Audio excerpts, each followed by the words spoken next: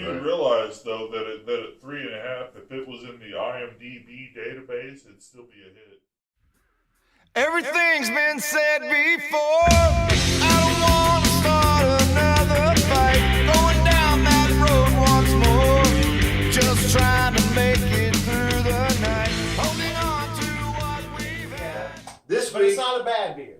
this week we have not one, but two by popular demand. I mean, all four of you people out there said, "Hey, one beer's not enough, so y'all got to do." All I know is we've been drinking cold shots. Yes, sir. Yes, sir. We I did it. As usual, I have no idea what he is talking about. I'm feeling the love. So I'm just gonna pretend like I'm gonna brick it. I love lamb. Now, hang on, Curtis.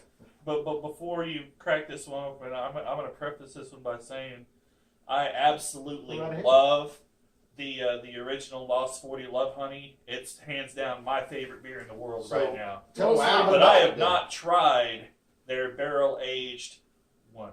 So I'm very much looking forward to it. Who brews it? Yeah, please do, Miss Cora. Thank you. Who brews it? It's Lost 40 Brewing Company out of Little Rock. Little Rock, Arkansas.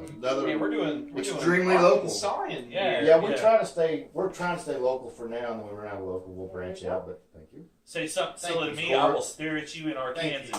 Anything else you want to say about that, Woodman? No, about I'm super stoked about seeing what the Bourbon-Barrel does to my favorite beer in the world. Well, how about you do the honor? I'd be happy. Get the aroma. Get that first aroma All right. going. So That still pop. Wasn't a whole lot of foam coming out of there. it's definitely the Love Honey. It's got that sweet malty smell to it. There's something a little extra there though, kind of woody. So Kind to of woody. speak. Kind of woody. Okay, now that could be good or bad. Now, if they took like one of Woody's socks or something and put it in the mix, you probably don't want to touch this beer. But That could also be what she said. that's It could be. true. You're Now, if it's absolutely got right. like the heart of Woodman All right. in there, then it's probably be delicious. It's fine. All right, take some of that, pass that around. I can smell that from here. It Oh, yeah. smells pretty good. Dude, it smells fantastic. Nobody did to take one down, pass it around. Well, I'm talking about the Pearl Jam. Pearl Jam. Never mind.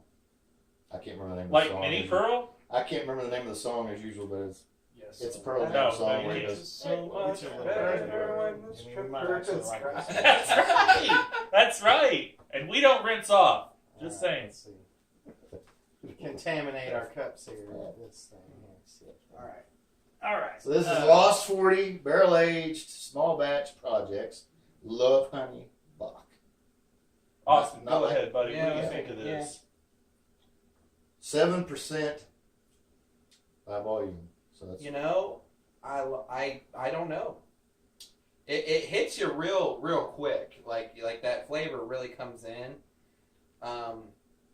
Aftertaste, I mean, for me, it's pretty good. Yeah, I think I like it.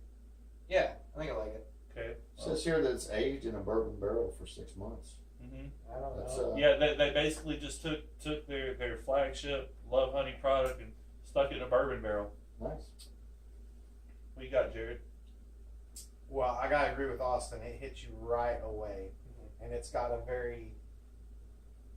for a semi-dark beer, it's got a very deep, like almost like a dark chocolate. You taste the bourbon? I kind of taste a little bit more coffee than chocolate. Yeah, it's almost a coffee taste. It has a bourbon. The bourbon hits you a little bit after the initial bite, kind of. But I definitely kind of get that a little bit. It's definitely a unique flavor. Wow. I get All kinds of flavors. yeah, that bit of a hit right up front, like you talked, is it's like you're actually getting a sip of the bourbon that was in that barrel. Then I get the coffee and I get the chocolate, but then it I had that backwards. Yeah, he did. I don't want to say nothing. You're trying to roll. Yeah, I'm rolling. We're rolling. It is 7% But- by volume. But it finishes with that smooth, malty, sweet, delicious Love Honey flavor that I'm just like, oh. I think the second sip is definitely.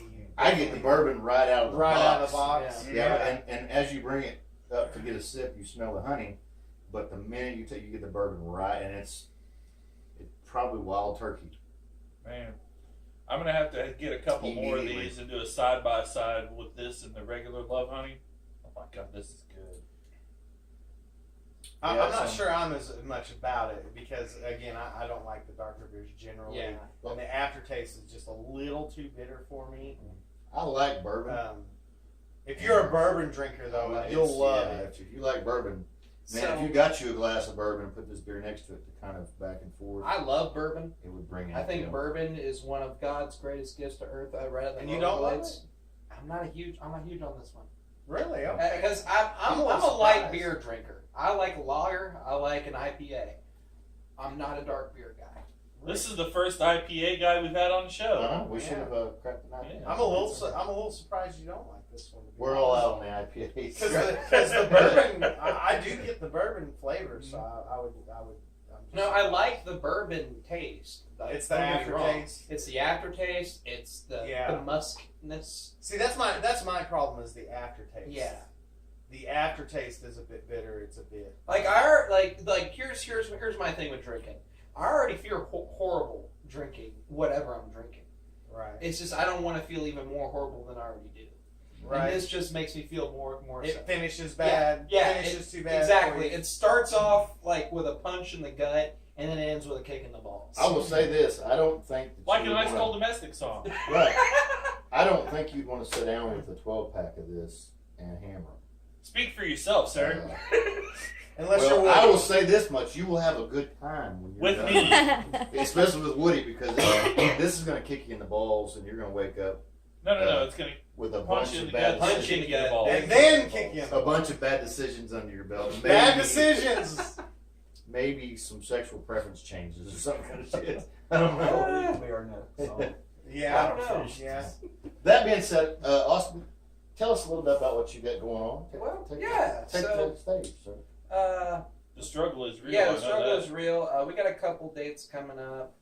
I think May 3rd we're doing the duo, and then May 4th we're doing the whole band. If I had that mixed up, you can always check the Facebook, which you can now just look up Austin Calvillo and the struggle. After a year That of took trying, way too long. After a year trying to get that page changed, it finally happened. Thank God. It finally happened. Yeah, but we got that coming up. We're in the process of writing right now, and then I'm back to playing bass with Eric Matthews Band again, which is always nice because I miss playing bass.